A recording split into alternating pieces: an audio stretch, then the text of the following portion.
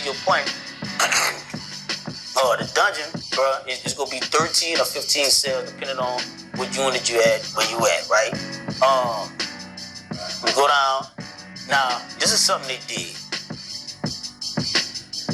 Psychologists got together and said, hey man, the reason why Angola is so bloody and violent is because you got all these dark, mean colors that's bringing out the worst in people psychologically. Because it was green, red, shit like that. You know what I'm saying? When I first got to Angola, the bones was green, the wall, the head of the wall was red and shit. It was dark, violent colors. You know what I'm saying? So they come around and did that insane asylum shit and painted everything white and gray, light gray. You heard me?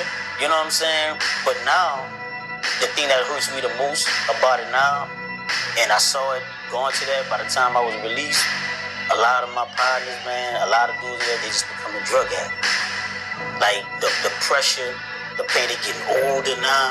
So some of them, they can't go and participate in the foolishness that they were participating in that kept them young and lively. Kept some type of action, some type of foolishness where they had to stay on alert. Or I got an enemy word. We got, that's what kept them niggas alive. That dumb shit. But once they got old, once the time catch up with you, then you start deteriorating. You can't do that. I know some dudes, they had to get their legs amputated. You know what I'm saying? They lost their sight, their vision. Or they got stabbed, fucked up too bad, they paralyzed. You know what I'm saying? Dudes got their eye knocked out with locks. I'm talking about literally pop, boom. Nigga, eye knocked out that bitch. You heard me, bro? And so now they done got old, cause you got life without parole. So that's what time do. That's what the senator said when we first was asking for parole eligibility in Louisiana, and then we showed them signs. Well, look, you got prisoners that's growing old, they getting old. You know what the boy said? The senator said, that's what you're supposed to do. That's life. You get old. Like, what the fuck? Boy, that boy had no sympathy, empathy, nothing. You heard me? But when he started, deteriorating physically, then they started looking at things from a different perspective in them. You know what I'm saying? And it's just sad that a lot of them wasted so many years. Good years, some of them some creative, witty dudes, man. And it's like, you see, the cemetery is full of a lot of potential. And Angola went from, when I got there, it was Point Lookout 1. By the time I left, they had Point Lookout 2 and 3. Point Lookout is the cemetery. When you die in prison, just fortunately, I don't know how we did it, but we was able to come up with the money to get both of my brothers from there. We're not about to let you have to be there already until you die and then bury you there too. No, man, no. So we buried them in the Carrollton Cemetery uptown New Orleans. You heard me? That's where all my family buried at that passed away. And but the cemeteries in Angola, they grew because so many dudes died. And it's like, I watched my partner Liddell Chu, he was a Muslim. I watched him pass away, man. I'm holding him up in my arm, man. You know what I'm saying? He's spitting up blood and shit. I'm holding him up like, come on, Chu, bro. You gotta make it out to your family, bro. He did. And he was a solid dude, stand-up dude, man. A real Muslim, because he was really disciplined. You know what I'm saying? Really, he didn't participate in the foolishness. He ain't even curse. He ain't even use profanity. That's how much he changed his life. At one time, yeah, he was a beast. But he really evolved and changed his life. I had to watch the man die in that prison. So that shit fucked me up, man. You know what I'm saying? And so, holding him up like that, watching him die like that, that affects me, bro. It really do. Do you wake up? Do you have nightmares about being there? I'm fortunate to not have nightmares, but I do have what they call it, anxiety or panic attack. Yeah. Sometimes I be asleep, bro. And I'm like, I'm tired as a motherfucker. So I'm like, and I wake up. And I remember when that shit started, bro. It started when I gave the life without parole sentence back. When I gave the life without parole sentence back, and they said, you going home. I'm like, cause just imagine, but you just fighting. You fighting for 25 and you don't know if you gonna make it out. Two of your blood brothers from the same mom, same dad, and already died in this motherfucker. And they taught me how to be a fucking man. But they didn't make it. So I'm like, how the fuck I'ma make it? They taught me how to be a man. Yeah. So how I'ma make it out? So when they said that I was gonna make it, yeah. They said I was gonna make it. Come on. They said I'm coming home. Bro, I thought they were. I said, bro, these people playing with me. I'm a really fast shot on these bitches, bro. So I noticed that. All right, I'm like, damn, man. Now it's like, then they said, so I was hoping to go right then and there, but they said you gotta wait 30 days. They made me wait on the 25th. That's why it's 20. Why I can say 9,000 because they made me wait 30 fucking days to make it exactly 25 years. And bro, them 30 days was harder than the whole 24 years, 24 and 9, what is it, 24 and 11 months. 24 years, 11 months. You heard me, bro? It was so, bro. So I started laying down, and now I'm jumping. I'm like, shit, but they trying to kill me. They trying to let me, they trying to have me not make it out this bitch alive. Because my mama had 3 sons in there. 2 didn't make it. Her oldest boy, a baby boy, and one of them in the middle. And they didn't make it. So I'm like, I gotta make it out here to my mom. So I'm saying, I'm praying.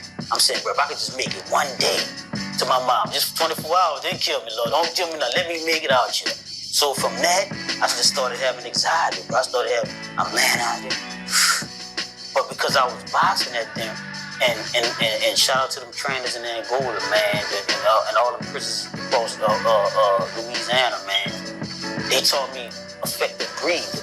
And then you learn, when you in pressure situations like that, you learn never to panic. Because when you panic, that's how you die. You see what I'm saying? So, although I felt like I couldn't breathe, I didn't panic. I just started okay? And then you breathe in through your mouth and out through your nose because you want to suck in more air than you're putting out. So why would you breathe? A lot of people, they just breathe out through their mouth. No, you suck it through your mouth. You breathe out, exhale through your nose. That way some of the oxygen can stay and get to your brain, and you just calm down. So that's when that shit happened. And now I have that shit frequently out there. I'll be sleeping good. You know what I'm saying? And then I have to regulate my breathing. Now the only time I don't really do that is if I'm asleep with a woman out there. I'll be comfortable like a motherfucker. You heard me? That's all I need right there. I'll be comfortable as a motherfucker. Come on. Yeah. Now you mentioned the drug addicts in there. While you were in there, what's the worst you seen someone gone off of drugs or high on drugs? I ain't gonna say no name because that shit could turn out into your stupid shit. But it was a celebrity, bro, and they had a dude in the dome with us, bro. This dude got on that glass, bro. Now this was white people drug when I come to prison, bro. What that is? That meth? Yeah, meth. They call like that was white people shit, bro. Black niggas with that, bro. Like I don't know what the fuck, bro. These dudes, if I'm gonna get something or something gonna put me to sleep, bro. Like I'm trying to pass this time, get this shit rid of this shit. I don't want to be. Why would you take something that's gonna keep you up for 4 or 5 days straight? Now when your mind don't get no sleep, no rest, bro, you start hallucinating. He thought the dude put a hit out on him, bro.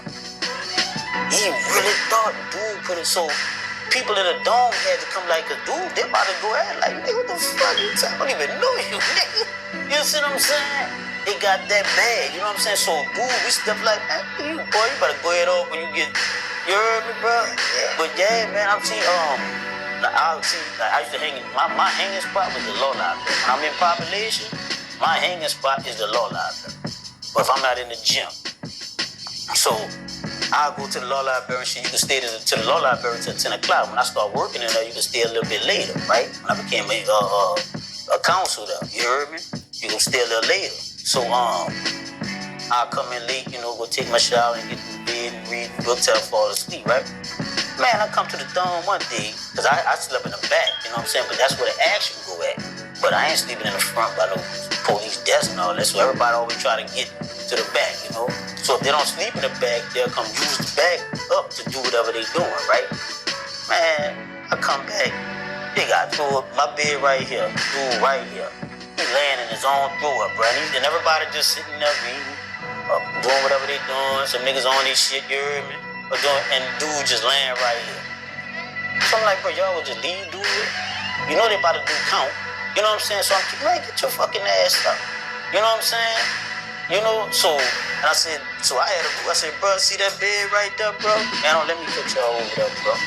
Oh, because I ain't gonna know how to react. Because that shit, why would you, that mojo shit, this shit that's rat poison and all kind of, why would you, like, what kind of high is that where you can't function? You gotta be laying in the middle, in prison at that, bro. You don't know what somebody might do when you in that type of mental. You see what I'm saying? But like, what was fixed, you know? But that's how I know that temporary insanity shit is real, bro. When you got that kind of pressure on a man, on a human mind, telling him he will never be free again. He'll never be with a woman again. He'll never be with his kids again. He'll never be with his mama again. You heard that shit real, bro. When that shit finally hit you, when that shit finally hit some of them niggas and their mind ain't strong enough, that's why I be seeing all these little boys out here, gang, gang, gang, gang. And then I'm gonna say this. To all y'all that's out there talking about that gang, gang, gang, gang, I'm gonna be straight raw with you. I ain't seen that gang, gang come to visit you. The whole 25 years, I swear to God, I barely seen brothers come up there and do. But guess who was up there? Them women.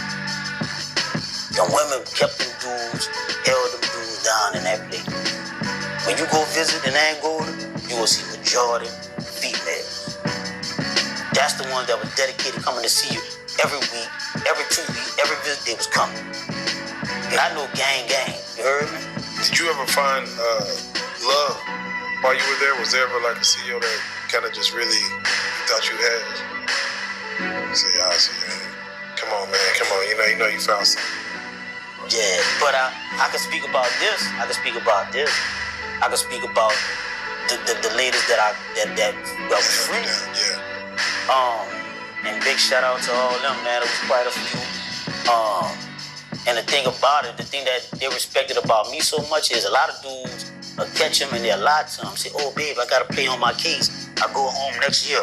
Or I go home. I was straight with him. Like, babe, I got life without parole plus 30 years. I don't know what's going to happen. All I know is I'm going to keep fighting. And one of them got me a lawyer. You see, you heard me? But they had this thing. Now, I can talk about this part, not all in detail, but it made the New York Times, it made the world news. They had a thing called the fuck bangers. You heard me? It already got busted and made the news, so I can talk about this. Yeah. The fuck bangers, bro. That's what we called it. So I ain't gonna say that, but just put it like this. We was able to make shit happen where families could come up there, right? And when they get up there, you know, grease hands, you heard me, they bring the cat, boom, boom, boom, right? And so, and it was free for all. You'll be in the visitor shed, but at nighttime, we had the banquet, you know what I'm saying? And so, like I said, I can talk about it. We really reached it because we already made the news, you heard me? Made the world news, you heard me? So, there was pan and you could come up there, you could smash, you heard me? Yeah, you know, that's how it was going down, you know? Definitely. Now,